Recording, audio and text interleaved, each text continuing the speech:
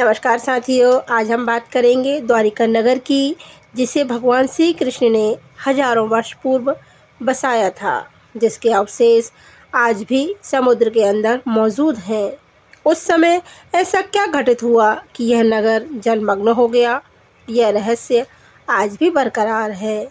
इस पौराणिक व प्राचीन नगर की सारी जानकारी आज हम आपको बताएंगे, तो बने रहिए हमारे साथ वीडियो के अंत तक और देखिए ये प्राचीन नगर जो कल्पना नहीं हकीकत है।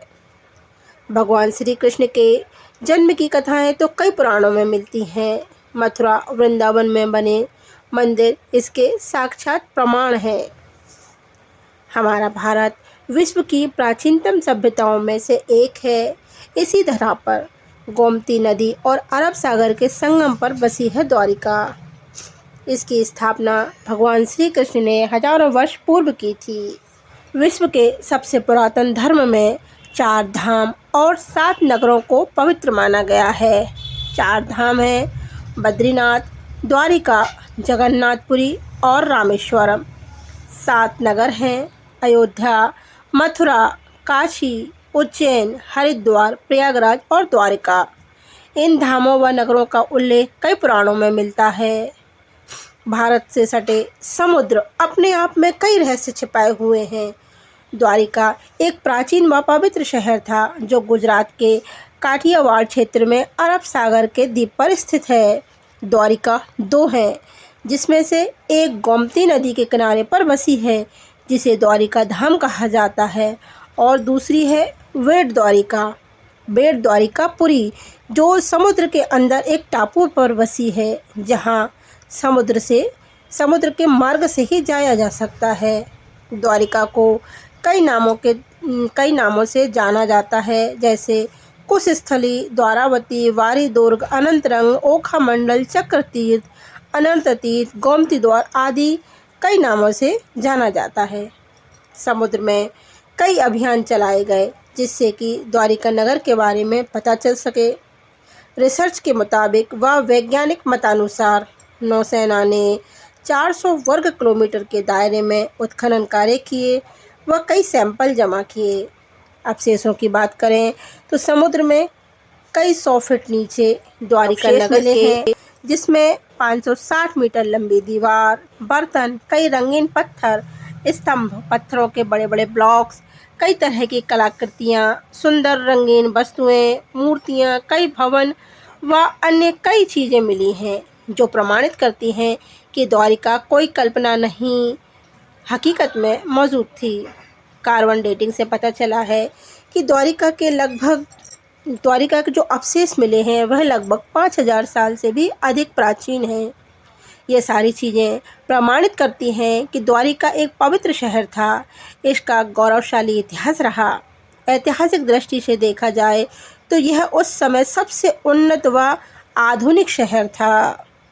किंवदंतियों के अनुसार भगवान श्री कृष्ण ने अपने मामा कंस का वध किया, जिससे कंस के ससुर क्रोधित हो गए।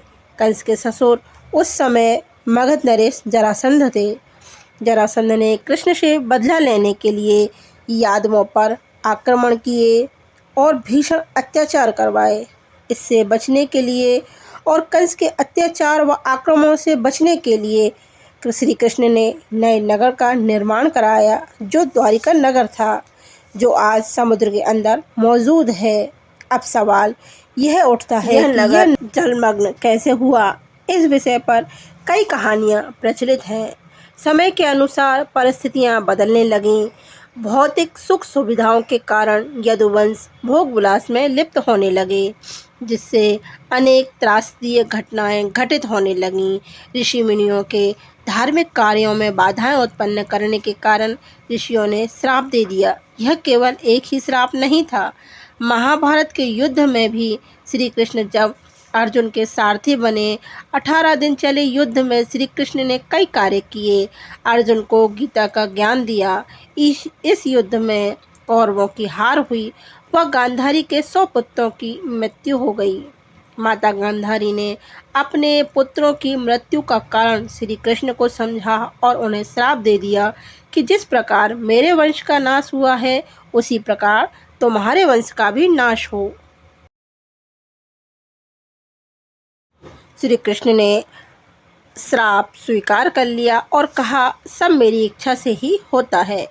जब श्री कृष्ण ने मानव शरीर त्यागा वह भगवान की लीला समाप्त हुई। श्री कृष्ण की मृत्यु के पश्चात द्वारिका में भीषण सुनामी आई और वह जलमग्न हो गई। इस प्रकार यदुवंश का पतन हुआ और द्वारिका जलमग्न हो गई। तो साथियों, आपने जाना कि द्वारिका नगरी का अस्तित्व पहले भी था और आज भी है। समुद्र तल में प्राप्त वैज्ञानिकों द्वारा घोषित द्वारिका नगरी का सत्य आज सबके सामने है। इसके पूर्व तथा कथित बुद्धिजीवी लोग हमारी द्वारिका नगरी को काल्पनिक नगरी कहते थे। तो राधे राधे, हंसते रहिए, मुस्कुराते रहिए, स्वस्थ रहिए। कल फिर मिलते हैं। नमस्कार।